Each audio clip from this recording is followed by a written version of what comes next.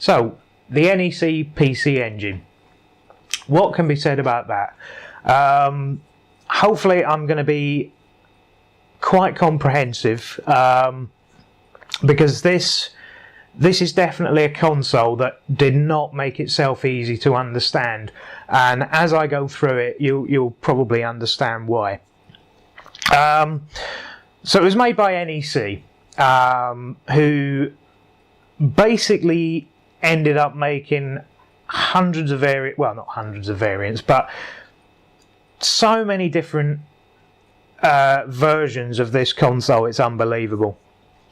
It's unbelievable that they didn't, you know, I mean, they did in some cases go into direct competition with themselves. That's how bad this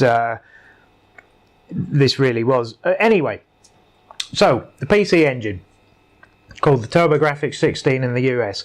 Why is it called the TurboGrafx 16? Well, probably because the bit wars were going on at the time, or what people call the bit wars. Now, nobody really knew about bits when the NES and the Master System and things like that were out. It didn't even enter into the vocabulary. It wasn't until the Mega Drive came out, or the Genesis, that had 16-bit written across the front of it, that people suddenly went, "Oh, that looks good. What's that?" And that sort of kicked off the whole thing. So it's really Sega's fault, really, because they printed the bits on the console. Nobody knows what bits are. It's made up. It's nonsense. Well, I mean, it does actually mean something, but not to anyone.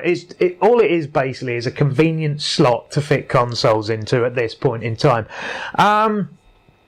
So technically, the PC engine, TurboGrafx 16, I'm going to keep calling it the PC engine because if I keep having to translate, you know what it is. So, you know, it's going to get complicated, ultra complicated. It's technically an 8-bit machine because it has an 8-bit CPU. That's normally what the bits would refer to as the CPU. Although it does have a 16-bit graphics chip, which is why a lot of the games on here do look really colourful and vivid and things like that. I mean, graphically, it's a fantastic system. There's no getting away from that. The games, by and large, came on little, what do you call them? I haven't written it down. Hue cards, which were called turbo chips, I believe, in the US. Although, if you buy a turbo chip and turn it over, it does actually say Hue card on the back. So I don't know what I assume that's another marketing thing that the NEC America team came up with. I'm presuming there was an NEC America. That's why all the cosmetic changes and name changes. So these Hue cards were similar to the old Sega Master System cards, similar in design to that. In fact, side by side, they look so similar that if you didn't know any better, you might confuse one with the other than, obviously, one's got Sega written on it and one doesn't. So, what I'll do first, probably, is I'll go into some of my own experience with this console, and then that'll maybe explain why the situation maybe seems complicated to me. Even if you're a collector of this machine, it probably doesn't seem that complicated to you. Now, when I was a kid and this thing came out, although I can't even confirm that it was officially released in Europe, to be fair, but there obviously was some sort of marketing push in Europe, because basically the only reason anyone knew about this console was because of a couple of 3 television shows, really, and 1 magazine, and that was Games Master, which was a popular television show in Britain, Bad Influence, which was another popular television show in Britain, and Games World, which was a popular television show in Britain if you had Sky Television, because that was who broadcasted it. And from time to time they used to show PC Engine games, and they had various challenges and things running on PC Engines. I remember seeing Devil's Crush Pinball, and I'm sure that Games Master run Bonk's Adventure or something like that for one of the challenges. Anyway, we'd seen the games, but nobody really knew what a PC Engine was. And the magazine was Games Master magazine, which was the companion to the television show, which I think started being published here in '93, but I'm not entirely sure. But the TV show was out before that. Anyway, I get off the subject, but the fact that this stuff was being included in those television shows leads me to think that there was some sort of marketing push. However, at the time, if you walked into a normal shop, like Toys R Us or Dixon's or somewhere like that, they didn't have them. They didn't have PC Engines. I'd never seen one in Woolworths, never seen one. The only time I ever saw one in the early 90s was in, you know, the sort of import shops. Well, I mean, this is why I've decided to call Generation 4 the import generation, is because there were lots of stuff that you could only ever see in like these sort of, not, maybe they're grottier than maybe I remember them being grottier than they actually were, but they weren't like proper shops. They didn't have the strip lighting and the light and airy aisles and things like that you had in proper shops. They were little sort of off backstreet shops with, you know, poor lighting, stuff stacked everywhere. You know, they weren't like proper shops. They were horrible, grotty import shops. Usually there was the same bloke in there every day, usually an Oriental fella that obviously, you know, importing stuff from Asia was his business. You know, the sort of people that, yes, I might buy a Mogwai off this guy, but I'm not sure I want to buy electronics off him, sort of thing. You know, long pinky nails, that sort of carry on. Anyway, I digress. I've gone into a corner again, don't worry. But that's the only time you ever saw these consoles, and nobody really knew anything about them other than what you'd read in the, you know, seen on television or the like I say, the aforementioned Games Master magazine, because I think that was the only one that was actually covering PC Engine hardware at the time. So we knew bits about this, and the sort of playground lingo of the day wasn't even focusing on that. It was Nintendo or Sega. So you never really heard about it. And like I say, I don't even know if it was officially released here, because the only ones I've ever seen are Japanese ones. That's it. I've never seen a US model. This is in real life. Obviously, I've seen them on YouTube and things like that. I've never seen a US model in real life. The only ones I've ever seen are Japanese models in real life. You never see these things at second-hand shops. You never see them at boot sales. You never see them anywhere. They're not in the wild. So that's basically my experience with it. Is up until playing a couple of the games, probably about 10, 15 years ago, maybe. Like right away when this console was relevant, I'd only ever seen them in these horrible grotty shops, and I'd never actually seen one to play it. You know, even game shops didn't have them. It was like that. They just weren't there, or they weren't prominent. If they did have them, I don't remember ever seeing one. But obviously, like I say, because they appeared on television shows, I mean, publishers and producers paid for stuff to be on these shows, so presumably there was some sort of marketing thrust behind it, but what happened there, I have no idea. And there's no information available, basically. I can't tell you what happened if there's no information on it. So, anyway, so that's my experience with it. I didn't even really know anything about it until about 15 years ago. So, I'm not going to say that all my information is hearsay, but because it is, you know, I don't mean to toot my own horn, but it is all well researched. You know, I've done my research, hopefully, and that will show in this. So, probably the easiest way to start is with the different variants that you can find of the console. And I'm going to go through this slowly because I'm going to put pictures up here-ish so that you can see what I'm talking about as I'm talking about it. You've got the original Japanese PC Engine model, which is a small white one. The little tiny white one. It's tiny. It really is. It's got to be one of the tiniest consoles that's ever been made. And this is not a sought after model, however, because this one is RF only, and there is no way to have it modded for RGB, composite, anything else. It's literally RF only, and if you don't have an old Japanese television, you're going to have serious problems. So that's not the one you want. Next came the PC Engine TurboGrafx, the first model, which is black. It looks exactly the same as the white one, but it's black with blue writing on it. Now, that comes with composite output as standard and can be modded for RGB. This is incidentally the same model that was reworked and turned into the American TurboGrafx 16.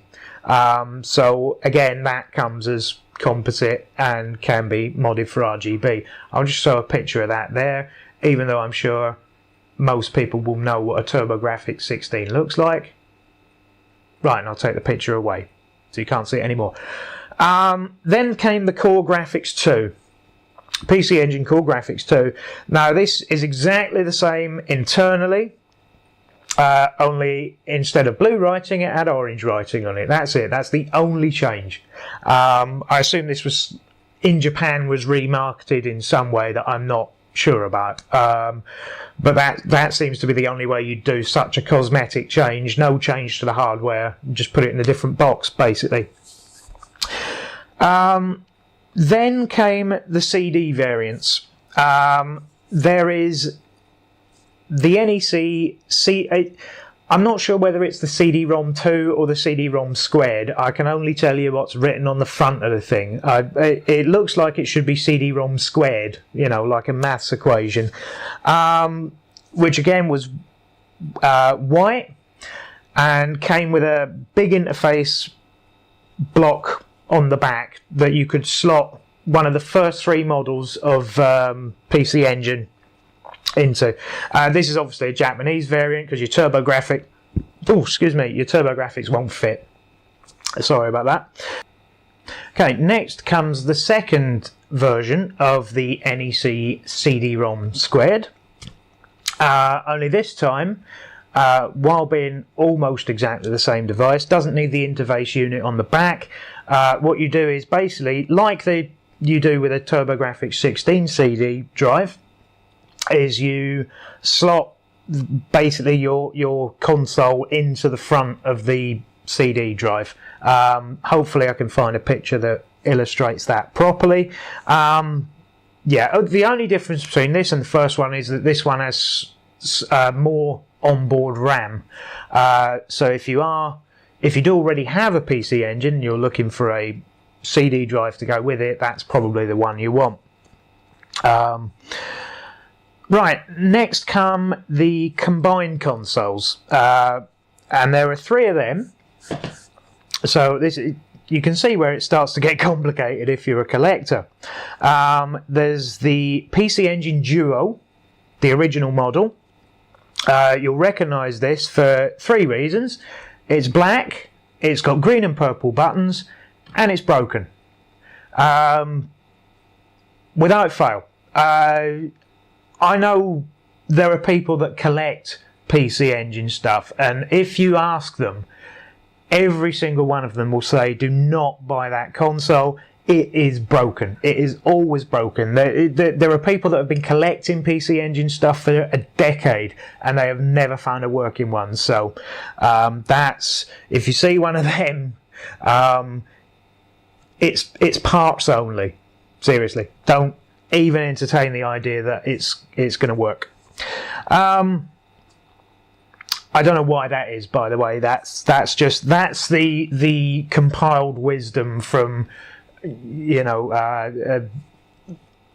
PC Engine collectors en masse. That's what they say. Next comes the Duo R, which is basically the same console, only this time it's white. And it's the better built version of the PC Engine Dual. This one you can apparently find in working condition. And then the last iteration of the console is the Duo RX, which is the top line. That's apparently one you can quite often find in a working condition as well.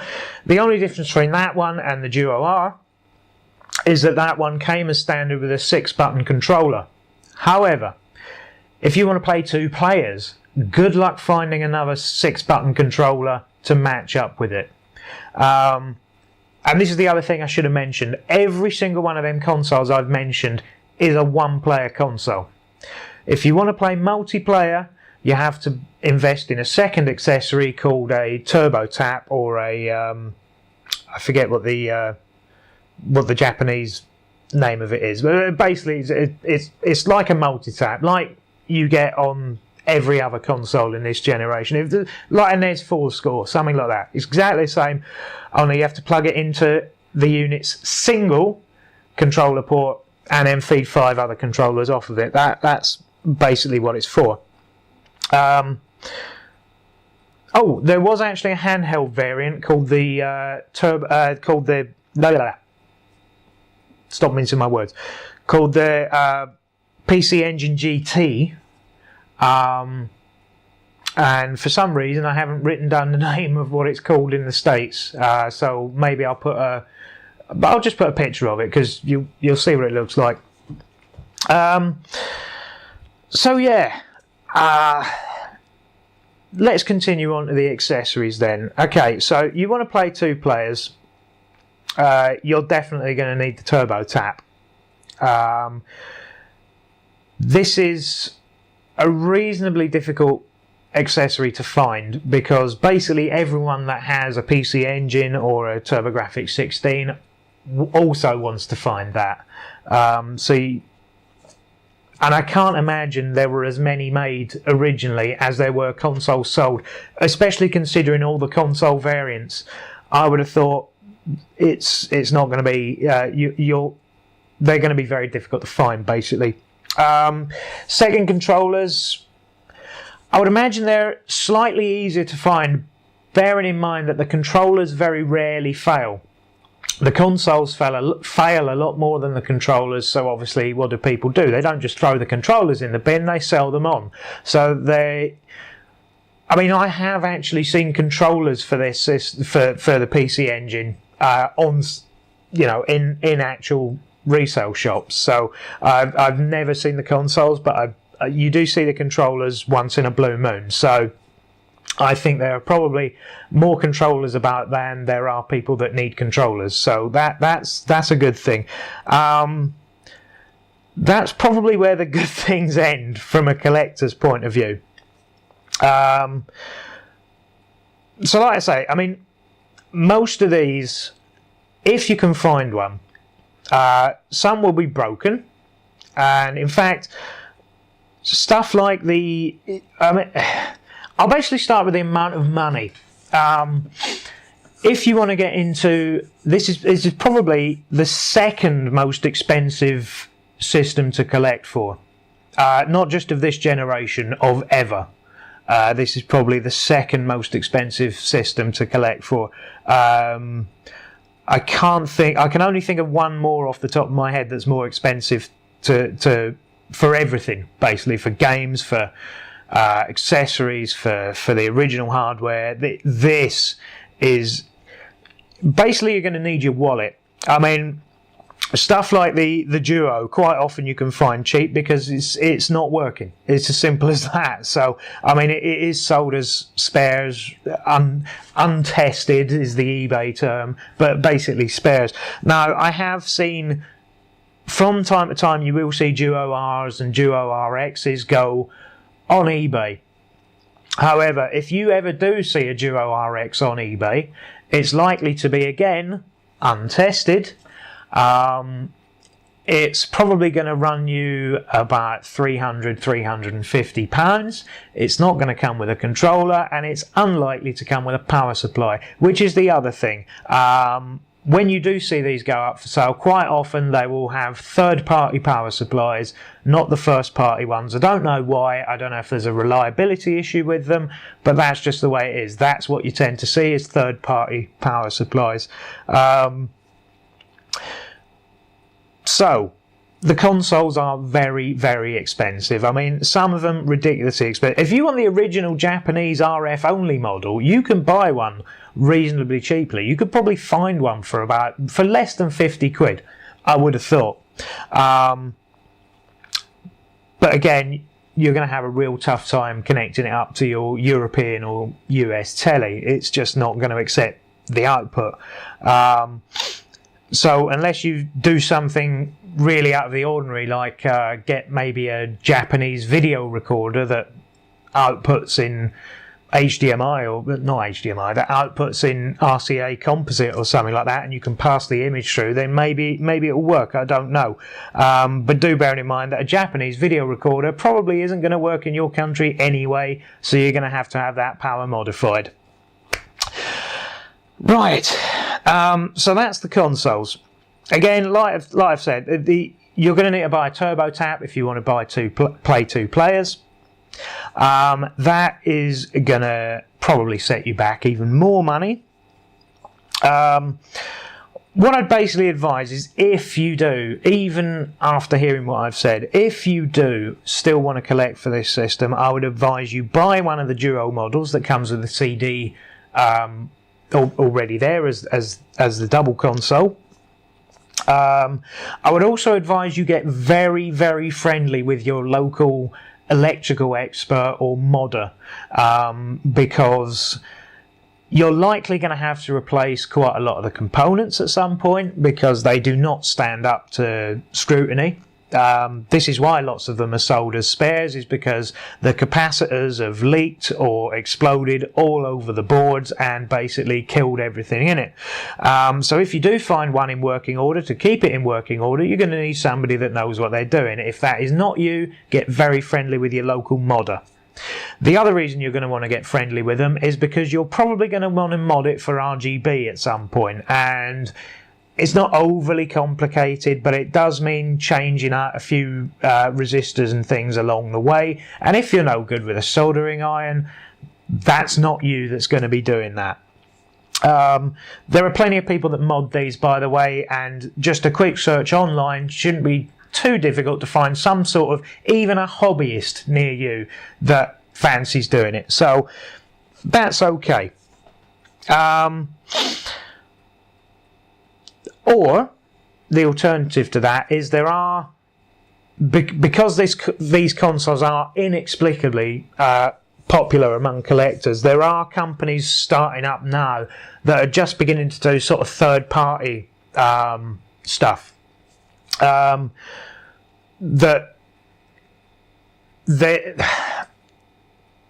doesn't work with the Duo models. But if you have the original models, there's pinouts on the back, obviously, that were meant to connect up to the CD. Now, I have seen people making cables that will give you at least a composite signal out of the back of the console, even the original white one. But it can't do RGB. So if you want it RGB, you've got to get stuff actually modded to the board. So yeah, that's something to consider. But again, even with them early models, you're still going to have to replace capacitors and things at some point, because they're just the components are just not very good. What came in them as standard. So on to the games, and again, you're going to need your wallet. There's common stuff that's about from time to time, but bearing in mind that certainly in Europe, you're not going to come across this stuff very often, if at all, unless really people have moved here from Japan or the States and they've since got rid of their consoles. You're just not going to see it, because like I say, as far as I can tell, people needed to import these in the first place. So again, if this system was ever released in the UK, I can't find any evidence of it. I can't find any evidence of release dates or anything else. So yeah, that's well, there you go. Anyway, so we'll get on to the games. The cards are all region coded.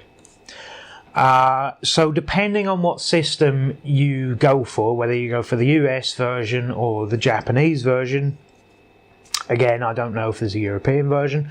I don't think there is, but you never know. The cards are region coded, so if you buy a Japanese system, you are limited to Japanese games, and if you buy a US system, you're limited to US games. Now, the games are part of the reason why the US system probably isn't the one to go for. Quite simply because there are less games for it. I keep forgetting the name of it. The TurboGrafx 16 did not sell well in the US. I mean, it's a collector's, you know, collectors go for it now. But when it came out, it did not sell well. So obviously, because it didn't sell well, lots of games weren't released. Also, the US variants are probably, in some cases, they are 10 times the price of the Japanese counterparts, and maybe more if you want the box and instructions. Although you can get reproduction games, but obviously from a collecting point of view, why would you bother? You're either collecting the game or you're not, and if you're not, you're not. So that really does, because of the games, basically, it really does tie you into, if you're going to start collecting for this system, probably going for a Japanese model, because the actual console will probably be cheaper as well, to be fair. And bearing in mind, this system did actually sell really well in Japan. So when it comes to buying accessories, yes, you will have to pay shipping costs and things like that. But there are far more of them available. Although that doesn't necessarily make the price low, because Japanese people, and presumably people buying things in Japan as well, know that this market exists and they're not budging on those prices. So whichever way you cut it, this is going to be a very expensive system. And as I say, the cards are region coded. Luckily, the CDs are region free. However, you need a cue card to play CD games. So I don't know whether you could play, like if you had American CD hue card, because what you basically have to do is you have to connect the machines up with the CD, or even if you have the standalone models, you need the hue card to boot to the CD. It's basically like a boot disc like you used to get on a PC, only it's not a floppy, it's a hue card. And I don't know whether you could maybe use a US machine with a US hue card in it and still play a Japanese game. I have no clue on that one, so presumably somebody will tell me. But the CDs are actually region free, so I assume that means they will work in any player. But if you can play Japanese CDs in a US machine, although I don't know whether you need the Japanese hue card to go in it. I'm presuming not, but you never know. Like I say, I don't have an awful lot of experience with actually using the machine. I can only tell you what I tell you. But there are 3 different CD-ROM hue cards, and depending on which game you've got, you will need a different card in order to play it. There are basically 3 cards that you need to play the entire CD library. That's the standard CD-ROM system card, which came with the first version of the CD-ROM squared, and that's fine for the earlier games. For the later games, what you will need is the CD-ROM squared super card, which plays some of the later games. They also do one which is sometimes called the arcade card, but is called the pro card. Now you will need that to play any of the Japanese arcade games. And that's called the Pro. Hopefully I've been showing pictures this whole time so you know what to look for.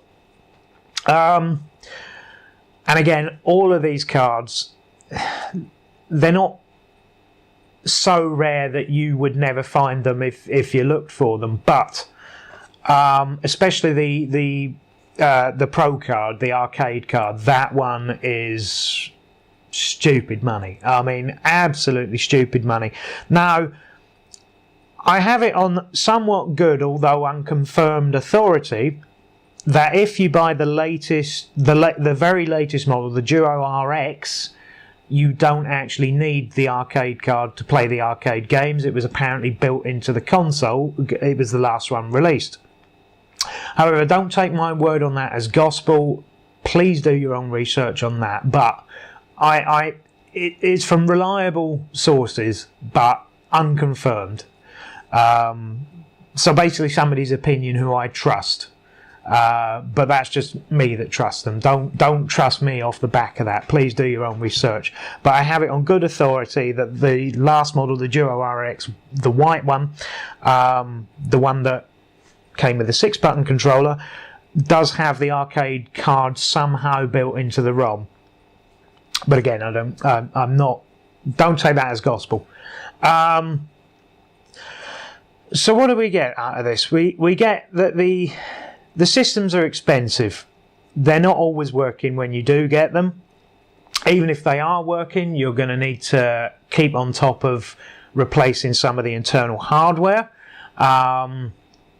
to keep them in good working order. You're going to have to mod them for RGB anyway. So, like I say, you're either going to have to be good with a soldering iron yourself or know somebody who is, or pay for it.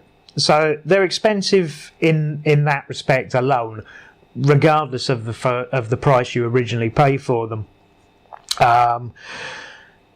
You're going to have to spend more money to try and find a TurboTap if you want to play with 2 people, and presumably part of the reason for buying the console in the first place is that you want to show off the version of Street Fighter or something that's on there.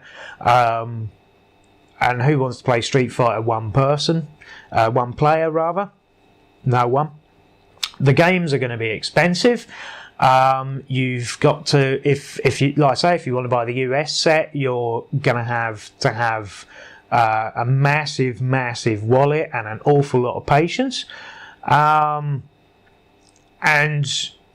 even if you want the Japanese games, you're going to have to, you're still going to have to pay shipping and things like that. So it's going to work out an expensive collection, whichever way you work it. And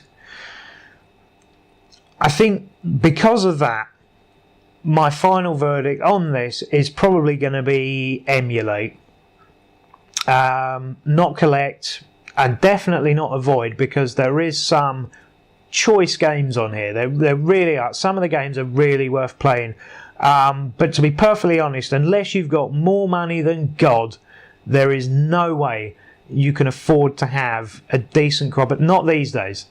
Maybe if you started collecting 10 years ago, but if you were starting now, there is no way you're going to be able to get a serious amount of games and working hardware, working properly with all your stuff, that is going to be worthwhile you collecting for. But I don't know, maybe you're a sadist, maybe you're into that, I have no idea. But please do not miss out on the range of games on here. Do emulate them. One thing I do want to add though is that the expense doesn't really count for much when it comes to the CD games, because they're not region coded, and in fact there's no piracy protection on them whatsoever. So provided you can find a Hue card that plays the CD game that you want to play, you can actually just download the ROMs and burn them to a disk. Although don't tell anyone I told you to do that.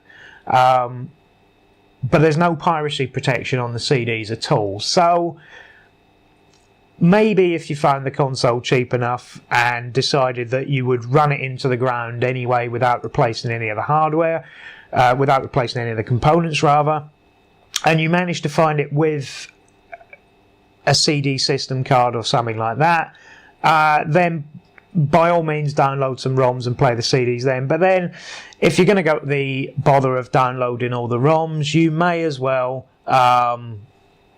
just emulate it.